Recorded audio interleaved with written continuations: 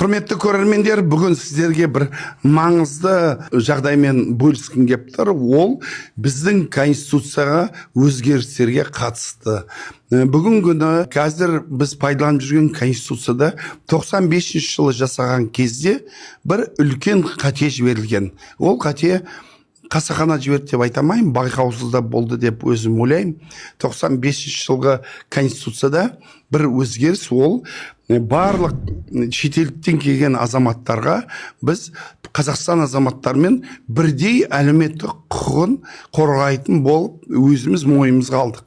Бұл дұрыс нәрсе емес. Егер өз азаматымыз салық төлейді, өз азаматымыз жаңағы әскерде борышын орындайды, өз азаматымыз мемлекетке қызмет жасайды, орта білім алуға міндетті, заңды білуге міндетті, барлық мемлекеттің жаңағы талаптарын орындауға міндетті. Сол арқылы мемлекет оған денсаулық саласындағы тегін көмек береді, тегін білім береді, мемлекеттік органдардың қызметтері барлығы тегін. Ал енді шетел азаматтарына қаншалықты мысалы дәрігерлік көмекті тегін жасауымыз керек. Қаншалықты шетелдің азаматтардың балдарына тегін балабақша, тегін мектепті оқытуымыз керек. Меніңше ол дұрыс емес. Енді мүмкін 95 жылы 1,5 шетелдік азаматтар келетін шығар. Қазір өте көп азаматтар келіп жатыр. Мен өткенде ақпарат алып қарадым. Жылына 6,5 миллион адам келеді. Қандай оймен, қандай мақсатпен келіп жатқаны, ол қанша мерзімге келді, экономикалық жағдай қалай, жағдай бар адамдар келеді, бірақ бір тиын төлемей шетелден кіреді. Оны ешкім бақыламайды бізде. Ол ешқандай страховка төлемейді, келеді. Егер ауырып қалса болды, скорый помощь шақырады, емделеді, бір тиын төлемей сол шетелге кетіп қалады. Соңға барады, соны тегін оған бүкіл қызметі.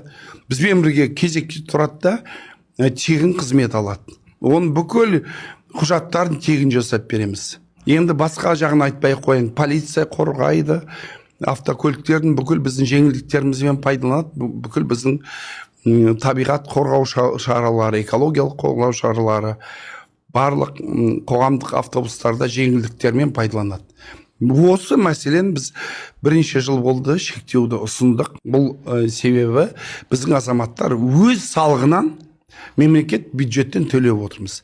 Егер бұрын аз халық келетін болса, қазір біздің мемлекетімізге жылына 6,5 миллион адам келеді. Енді біз Қазақстанда ересек жұмыс істеуге жарамды адамдарды 8 миллион деп айтатын болсақ, шетелден жылына 6,5 миллион адам келеді. Әрине, біздің бюджет оны көтермейді. Біз сіздермен бірге сол адамдарды асырап отырмыз.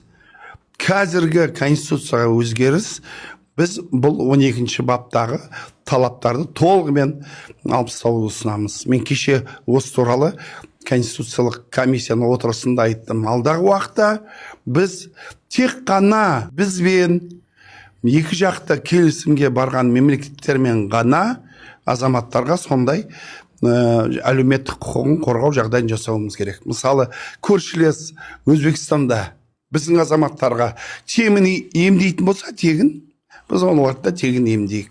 Мысалы, олардың балдары біздің тегін балабақшаға бізге барса, біздің сояққа барған азаматтардың балдарын тегін тәрбиелесін.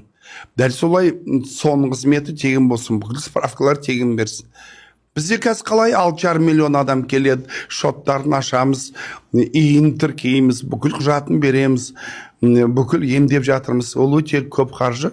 Ең болмаса сол 6,5 миллион адам келіп, ең болмаса $500 өзіне страховка жасайтын болса, қанша ақша бізге денсаулық сақтау саласына түсетін еді.